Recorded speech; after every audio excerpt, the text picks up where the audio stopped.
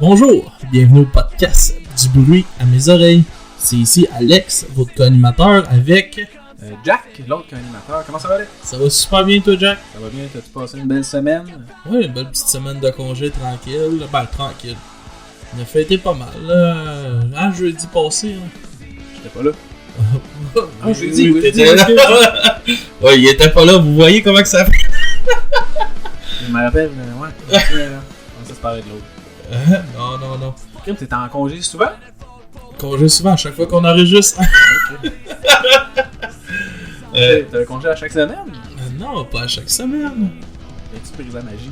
Ah non, tu sais, qu'on est pris enregistré. Fait que, de quoi qu'on parle? C'est un secret entre nous autres, chaque On en fait 4 par jour? Yes! Fait qu'aujourd'hui, on vous parle de Kamikaze, un groupe punk rock, pop punk, originaire de l'île Bizarre, à l'ouest de Montréal, si vous savez pas trop c'est où. Le groupe a été formé en 2006 par Nick Gagnon, le chanteur. Ensuite, je vous nommerai pas tous les membres qui ont passé, là, mais aujourd'hui la formation c'est Nick Gagnon, Carl Boucher, Steve Gagnon alias Steve-O Rock. Ils ont 4 albums à leur actif. En 2008, ils ont sorti Tirer le meilleur du pire. En 2011, Rien à cacher. En 2014, ils ont fait un saut en anglais. Ils ont sorti See What's Happened. Et en 2016, ils sont revenus en force avec Regarde Maman à monde de TV. Les gars ont aussi 5 EP, dont 4 EP de Noël. Ok, je comprends. Les gars, ils niaisent un peu Je comprends pourquoi quand tu les as vus, tout le monde criait, tu vois, des chansons de Noël. Ok. Ah. Les gars, ils niaisent un peu les classiques de Noël. Et ils ont un EP un peu plus sérieux, Foxy Box. Pour commencer, tu veux-tu nous parler un peu de la pochette? Nous autres, on parle de l'album Regarde Maman, I'm on the TV. Ben, quand j'ai lu l'album au début, je pensais que c'était Regarde Maman, I'm on the TV, dans le sens que je passe à la TV. Je monte la pochette. Yes! Parce qu'on voit un petit gars debout sur une TV. Ouais. Donc, un petit gars debout sur une vieille TV, genre des années 70. Ben, c'est pas mal le thème de la pochette, c'est tout. Ouais, tout est vieux. Tout est vieux, une vieille Jaguar. Il y a un petit gars avec un coat en jeans, des bottes genre style 4 d'acier qui est en train de péter une crise à la TV, il se bouche les oreilles et il crie. Yes! Avec une guitare à côté.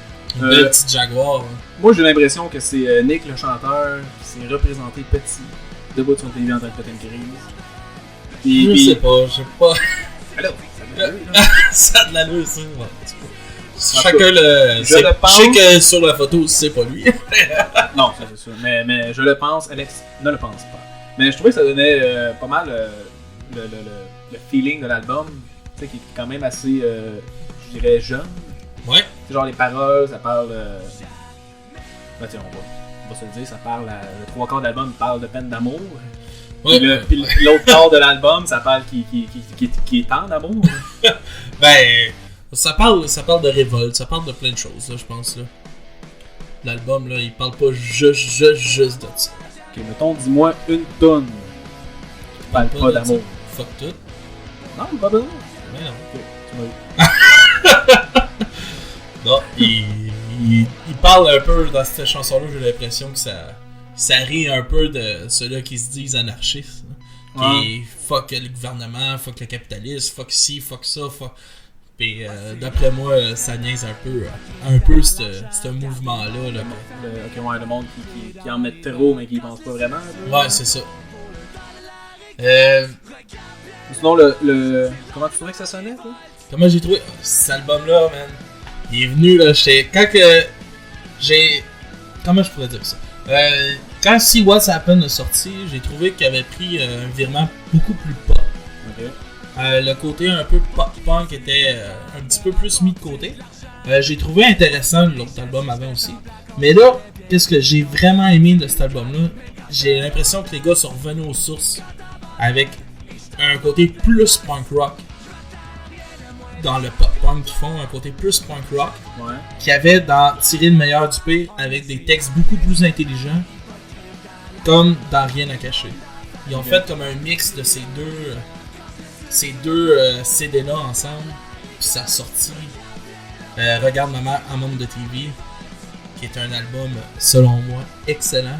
C'est vrai que c'est vraiment très bon. Puis tu sais, moi je connais pas beaucoup ça, Kamakazi. Tu les as déjà bookés en show, je les ai déjà vus avec toi. Mais en tant que tel, j'avais pas pris le temps de les écouter, mais comme exemple, cet album-là, je trouvais que ça s'entend que les gars ont eu du fun à le faire. Oui. Ils ont vraiment j'ai du plaisir. Puis quand- genre, c'est le fun d'écouter. Quand j'ai parlé avec Nick, là, le chanteur, là, il m'avait dit là, que c'était un album qui avait vraiment eu du fun, puis que ça a sorti vraiment comme qu'il voulait. qu'il voulait. Là, ouais. Vraiment, là, ils sont vraiment, là, vraiment revenus me rechercher là, avec. Ils m'avaient pas perdu, mais. T'as pas le droit de dire ça, mais. Non, ils m'avaient pas perdu parce que je suis vraiment un vrai fan. Là. Genre, tu trouvais qu'ils prenaient une direction qui était moins intéressante. Moins intéressante pour moi. Pas le fait qu'il est en anglais, mais vraiment plus musicalement. Ouais. Mais là, ils sont vraiment revenus là, avec des tunes qui rentrent au poste, des tunes rapides. Autant il y a des balades, autant qu'il y a des tunes que t'as envie de frapper l'autre à coup de poing dans le trash. C'est quelque chose que j'ai vraiment apprécié. Moi, c'est un groupe que je suis depuis longtemps, là, depuis, je te dirais depuis le début. Là. Ouais. Puis, ils ont ce groupe-là, malgré tous les changements qui est arrivé dans le groupe, Nick a jamais lâché. C'est vraiment le projet à Nick. Là. Dans le fond, c'est le bassiste puis le drummer qui se sont un petit peu. Ouais, tout ça, tout le temps. Il y a eu un petit roulement. Ouais, il y a toujours un roulement là, entre chaque album, je te dirais. Là. Je te dirais que depuis See What Happened, là, t'as Steve-O qui est rentré dans le groupe. Ouais. Qui est. Le gars de Jackass. Non. Non. Le gars de Jackass. Non. Steve-O, c'est un gars de Charlie en plus, un gars de Nutville. Oui. Non, ça paraît qu'il a passé à l'émission. L'émission Rock and Roll, là, qui avait gagné l'émission avec. C'est l'ancien drummer de Delta. Quand on était tout jeune. Ouais. Tout jeune. Adolescence. un petit peu moins vieux. Mais ouais, c'est ça, comme que je disais, là, je suis Nick Kamakazi depuis le début. Je vais t'avouer que les premières fois que j'ai entendu Kamakazi, j'avais plus ou moins accroché. Okay. Et ma voisine, dans le temps, elle a réussi à me tirer dans un de leurs shows. C'était mon premier show que j'ai vu de Kamakazi, c'était à l'Orbite à Saint-Jean, un vieux skatepark intérieur. Il jouait dans le skatepark sur le stage sur une des pyramides du skatepark. C'est très punk. Puis c'est la première fois que je les ai vus. Puis j'ai accroché ben raide. Là. La présence sur scène me fait penser à un peu à le même fun que dans le temps. Tu recules dans les années, le début de Blink. Là. Ouais. Les gars ils ont du fun ensemble. Puis Kamakazi c'est ça. Mais tu l'as vu là, quand ils ont joué à Charlie. Là. C'est une bonne énergie. Les gars ils ont du fun. Puis ça paraît. Puis ils font ça encore une fois. Là, ils font ça pour les bonnes raisons. Puis par amour de la musique. Puis ça se transmet. Non, vraiment. Ouais, puis ça paraît. Puis ça sonne bien. Tout ça. Ah ouais. Ouais, moi je trouvais que c'était du bon punk rock, c'est ça un peu, pas mal, on va dire pas mal, assez pop, là. Ouais. Qui s'écoute super facilement. Cet album-là, j'ai trouvé qu'il était vraiment bien produit. Ah oui. Genre, j'ai comme écouté l'album, puis j'en revenais pas que ça passe pas à la télé ou à la radio. C'était enregistré, je pense que l'album a été enregistré au studio Piccolo aussi à Montréal. Ok. Je sais pas si l'album a été entièrement enregistré là. Parce que Nick a aussi un studio chez eux. Okay. Fait que ça se peut aussi que Nick a fait des enregistrements de quelques chansons chez lui. Mais je pense qu'ils sont sur Slam 10 et la plupart des groupes sur Slam 10 enregistrent à cet endroit-là. Puis les gars, c'est un gros studio à Montréal, là, le Piccolo. Là. C'est une belle place. Là. Ouais, je te crois. Je ne connais pas, mais je te crois. Tu ne connais pas? Je pense si je m'avance... ça me dit quelque chose, hein, mais... Céline a déjà enregistré là. Oh, ouais. La Céline. Ouais. Madame Céline. On va recevoir aussi, prochaine fois qu'on va faire des enregistrements, on va recevoir un des mixeurs du studio. De là-bas? Ah. Ouais. Un de mes bons chums, il travaille là. Et, on va pouvoir voir il travaille beaucoup... Yes, il travaille beaucoup avec Slam 10. Là, lui. Ok. Fait que c'est ça. Kamakazi, du bon punk rock. Moi, je trouvais que c'est de la musique de party. Ah ouais. T'arrives là, Oui, ça se dit, genre. Tu te cales un pichet, puis tu vas juste faire le party. Tu te cales un pichet. Du début à la fin. Puis aussi, je trouve qu'il y avait quelques tunes folk. Je sais pas s'ils font ça depuis. Sur les albums d'avant. Comme quel exemple? Comme La Révolte, je crois. Ouais. Il y a du folk dedans. Il y en avait une autre plus loin que moi, ça vaut que j'en ai pas retenu. Ok. Je sais pas si folk, peut-être un peu dans See What Happened, mais c'est pas quelque chose qui m'a marqué tant que ça là, dans les autres albums. Ouais, fait que dans cet album-là, je trouvais en plus que ça. C'était du folk, c'est du party. Je trouvais que ça sonnait très bien et ça s'agençait très bien. Ouais, non, mais. Vraiment, là, les points forts de l'album, là, c'est l'énergie, man. Ouais, vraiment. L'énergie, là, punk rock, pop punk, man, qu'ils sont allés chercher, là, c'était vraiment bon, là. Ça commence avec la chanson Kamakazi, qui explique enfin comment écrire style Kamakazi, parce que on dirait que le monde sont trop caves. On s'en va comment écrire. Le nombre de fois que j'ai vu des posts sur Facebook d'endroits où ils sont allés jouer puis que leur nom était écrit tout croche. Ah non, c'est trop drôle. Je me rappelle aussi, j'avais fait partie d'un de leurs vidéoclips. Ah oui? Yes, pour dans l'album Rien à cacher. Y a-tu du conflit d'intérêt ici? Non. Puis, je me rappelle, il y avait un gars qui était comme monté ses épaules d'un autre, il était en chest, puis il était marqué Kawasaki sur son ventre barré avec plein de lignes. Puis en dessous, marqué Kamakazi comme si c'était trompé avec un petit gros Sharpie. Là. Ok, ben c'est quasiment un. C'est un running gag là, dans le band. Là. Ça n'a pas d'allure. Là. Quand ils vont jouer en Europe, là, ils se font massacrer leur nom tout le temps. Fait que enfin, ils ont mis le point là-dessus, qu'on puisse enfin savoir comment ça s'écrit. Puis ou sinon, il y a quand même beaucoup de tunes sur le CD. Ouais, il y en a plusieurs. Les deux, on a écouté l'édition de luxe. Ouais, qui est 17 chansons, ouais. C'est vraiment quelque chose. Ils ont été productifs, je dirais. Ouais, mais ils sont.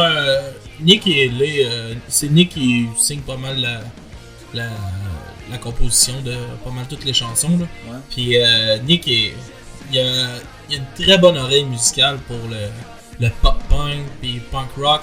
Puis tu le vois aussi dans qu'est-ce qu'il travaille, tu sais, dans son studio chez eux.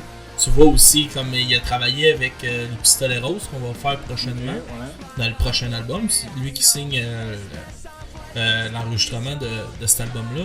Puis tu vois beaucoup sa couleur aussi. Il a amené beaucoup de couleurs.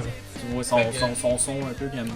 Ouais. Puis tu vas le remarquer, là, mais que tu portes plus attention. Là. En sachant tout ça, là, tu vas le remarquer.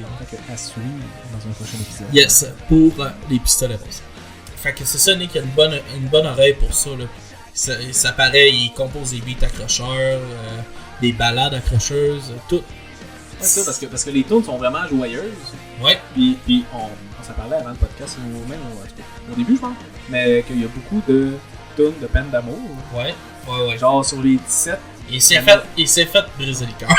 Je dirais que pas mal le 2/3 ou même le 3/4, c'est des tunes d'amour. Ben, de peine d'amour. Yes. Il y en a 2-3, je pense, qui parlent d'amour directement. Ouais. Il dit comme un peu à sa blonde, comme il l'aime. Que je trouve un petit peu quétaine. Mais, comme tu m'as dit, c'est ça du Kamakazi.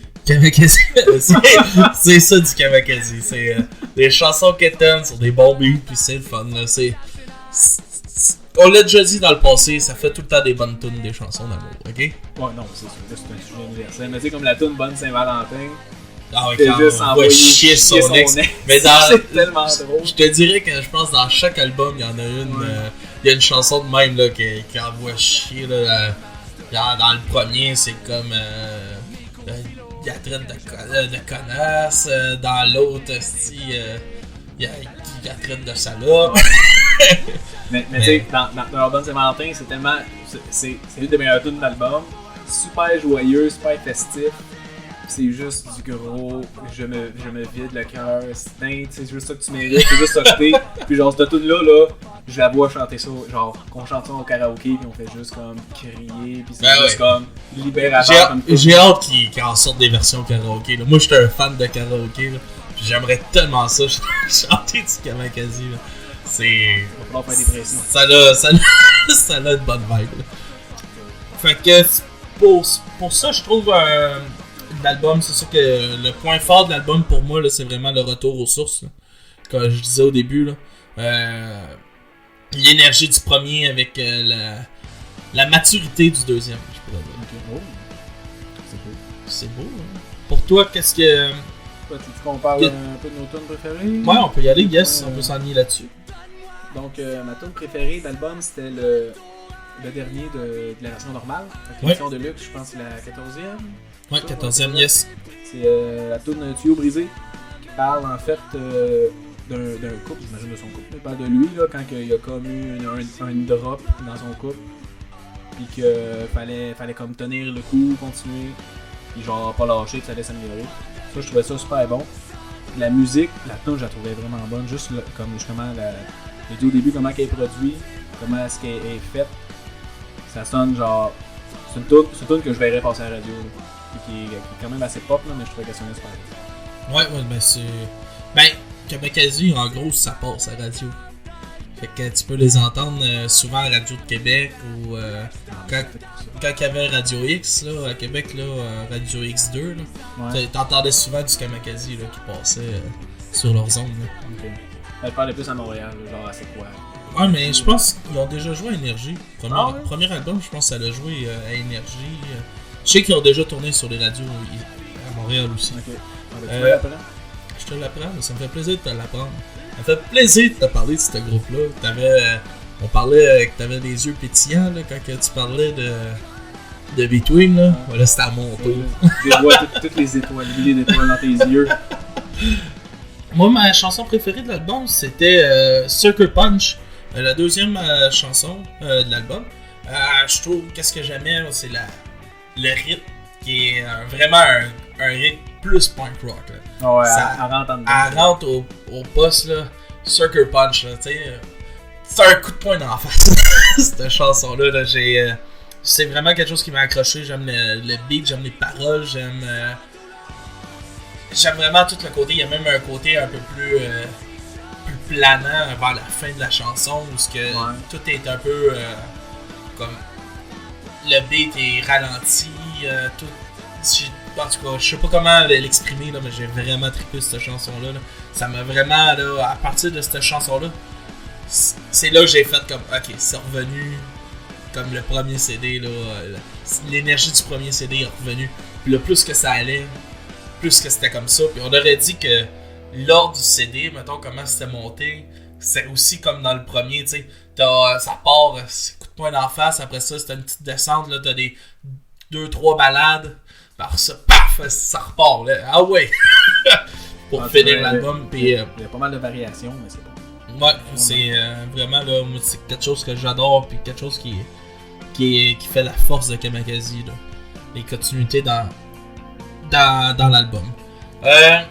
J'ai quelque chose que je voulais rajouter aussi, là. Tu sais, une force aussi que je trouve de l'album, c'est vraiment le côté humoristique que les gars amènent, là.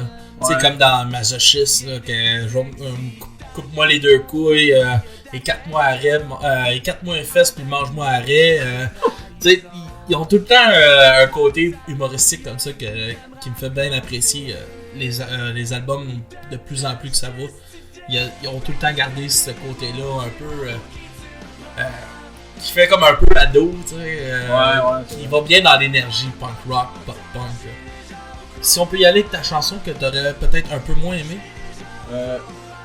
Une des tunes, la chanson La Belle et la Bête. Ouais. Moi je trouve pas trop sur le Keten. Ok. Puis celle-là, elle est très Keten. Ouais, mais je suis sûr que toi tu l'as aimé. Ouais, oui. oui, je l'ai bien aimé. En tout cas, c'est une tune qui chante à, j'imagine, sa blonde. Ok. Qui dit qu'il va passer par-dessus toutes les montagnes, les braver, les vents et les marées pour elle. Ouais, on devrait tout faire. Ouais. Tout faire. C'est vrai, mais c'était un petit peu trop Keten pour moi, mais t'es bonne quand même. Tu peux pas obligé de te justifier, là. Tu peux le dire là, quand tu l'as moins aimé. Mais moi, je suis juste décroché. Je dis Keten, je décroche. Moi, celle-là que j'ai un petit peu moins aimé, c'est une autre tune encore que... Pas que j'enlèverais de l'album, mais que j'aurais peut-être pas mis à cet endroit-là, dans l'album. C'est Inconditionnellement. J'ai trouvé que c'était vraiment un gros clash entre l'énergie que le Ben a. Ouais. Puis cette chanson-là, j'aurais plus mis dans une chanson bonus. Dans le Deluxe, mettons. Tu l'aurais mis genre après La Belle et la Bête. Pas nécessaire. Mais non, elle finit bien, La Belle et la Bête. Mais je parle, tu sais, j'aurais plus mis dans les chansons bonus du Deluxe. Ok. Que j'ai trouvé vraiment que ça faisait un gros crash entre. Ça brisait comme l'énergie un peu. Un peu, ouais, ça met vraiment, tu sais, c'est juste Nick avec sa guitare, il y a rien d'autre.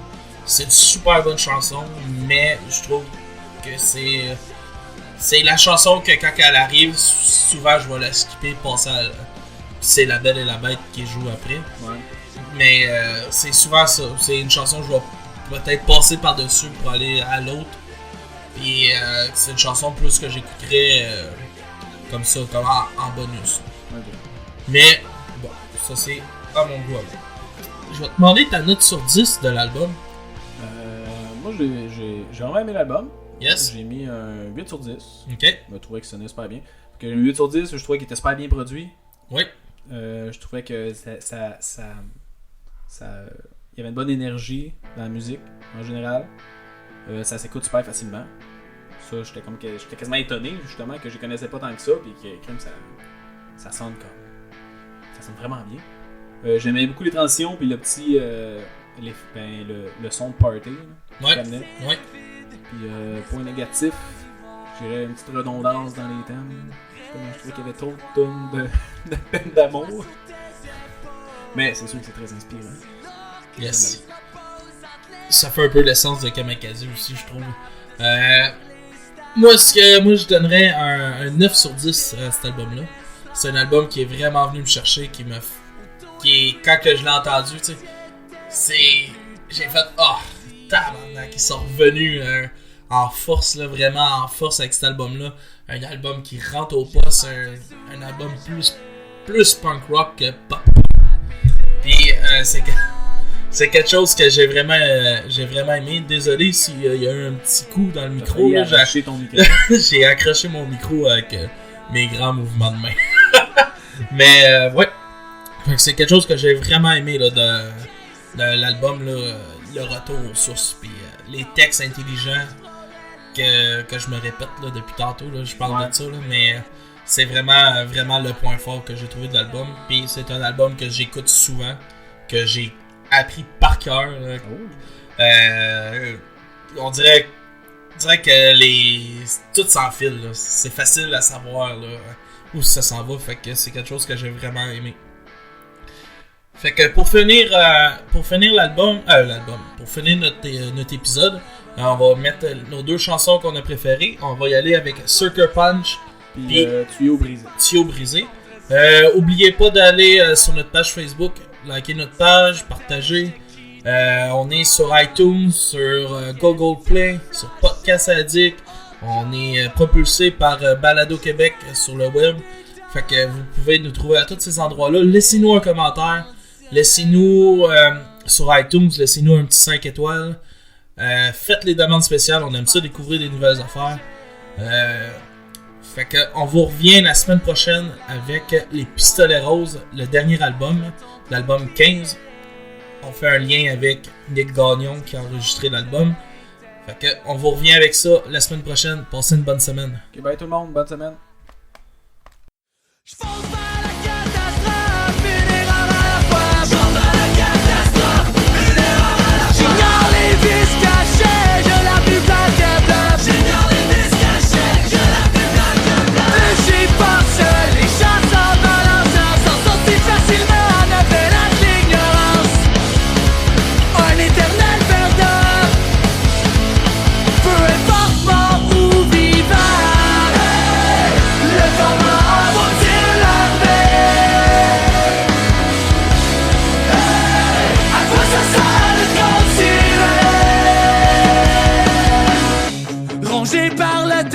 Fauché par le non-existence, les contorsions à répétition pour garder l'air dans mes poumons.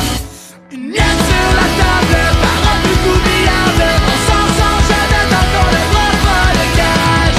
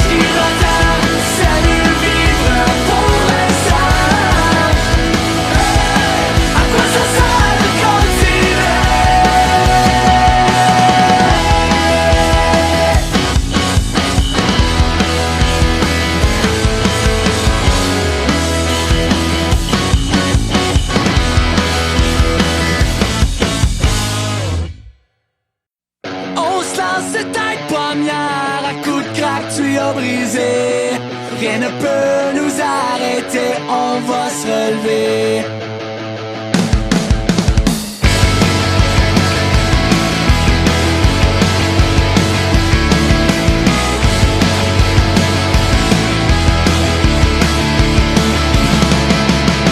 Se parler dans le blanc des yeux, sans faire de tête à queue, c'est parfois difficile. Sans jouer le jeu, ça ne sert à rien de s'engueuler, paroles à regretter, ça ne sert à rien de s'enfermer. On s'en sait à poignard, à coups de craquillon brisé, rien ne peut nous arrêter, on va se relever. Même si le roman semble vide, manque de page un peu, tout ce que je veux c'est de l'écrire à deux.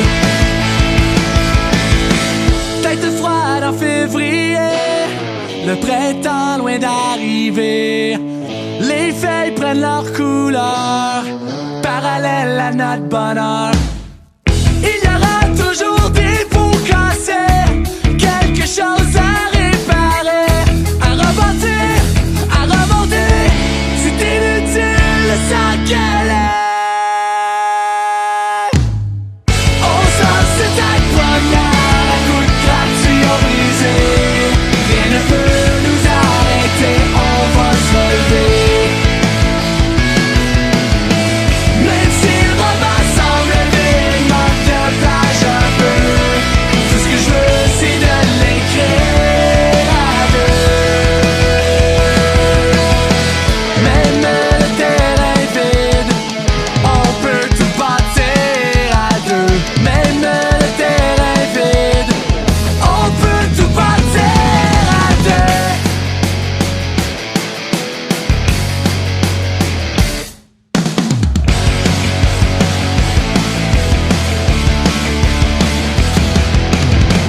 On s'en sait à poignard, à coups de craquillon brisé, rien ne peut nous arrêter, on va se relever. Même si le roman semble vide, manque de page un peu, tout ce que je veux c'est de l'écrire à deux.